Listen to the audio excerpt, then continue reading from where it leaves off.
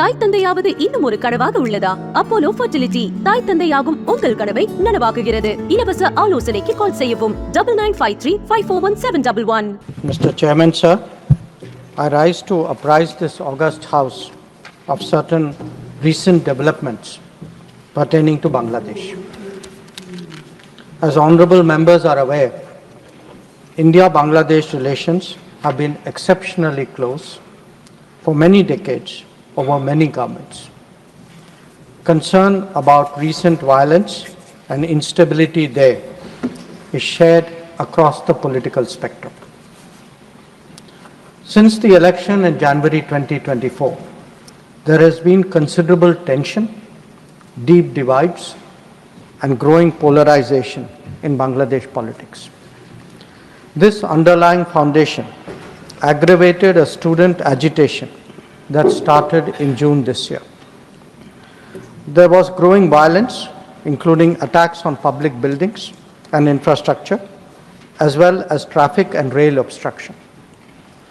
The violence continued through the month of July. Throughout this period, we repeatedly counseled restraint and urged that the situation be diffused through dialogue. Similar urgings were made to various political forces with whom we were in touch. So, despite a Supreme Court judgment on 21 July, there was no let-up in the public agitation. Various decisions and actions taken thereafter only exacerbated the situation. The agitation at this stage coalesced around a one-point agenda, that is that the Prime Minister, Sheikh Hasina, should step down. On 4th August, events took a very serious turn. Attacks on the police, including police stations and government installations, intensified even as overall levels of violence greatly escalated.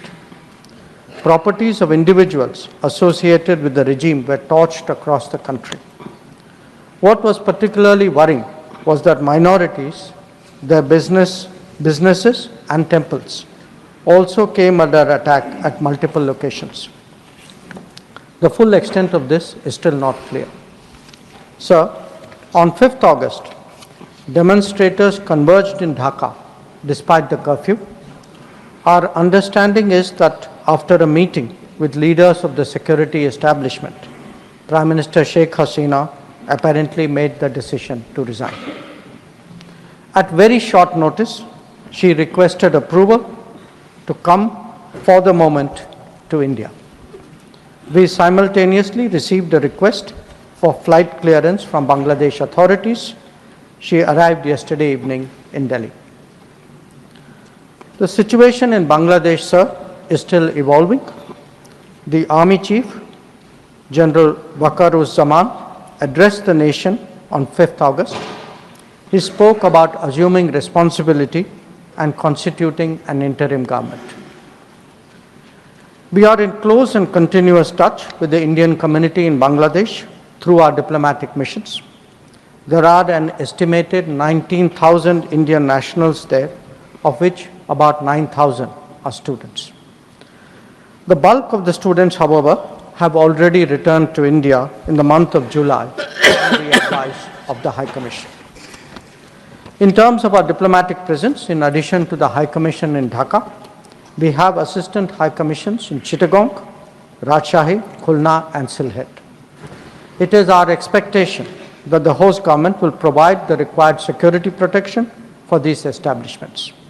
We look forward to their normal functioning once the situation stabilizes. Chairman, sir, we are also monitoring the situation with regard to the status of minorities. There are reports of initiatives by various ensure their protection and well-being. We welcome that, but will naturally remain deeply concerned till law and order is visibly restored. Our border guarding forces have also been instructed to be exceptionally alert in view of this complex situation. In the last 24 hours, we have also been in regular touch with the authorities in Dhaka. This is the situation as of now. I seek the understanding and support of the House in regard to sensitive issues regarding an important neighbor on which there has always been strong national consensus. Thank you. Debate resumes. Shri Deepak Prakash. Shri Deepak Prakash. No. Shri Deepak, please. Nothing positive. Everyone has positive. Please don't exploit it. தாய் தந்தையாவது இன்னும் ஒரு கனவாக உள்ளதா? Apollo fertility தாய் தந்தையாகும் உங்கள் கனவை நனவாக்குகிறது. இலவச ஆலோசனைக்கு கால் செய்யவும் 9953541711.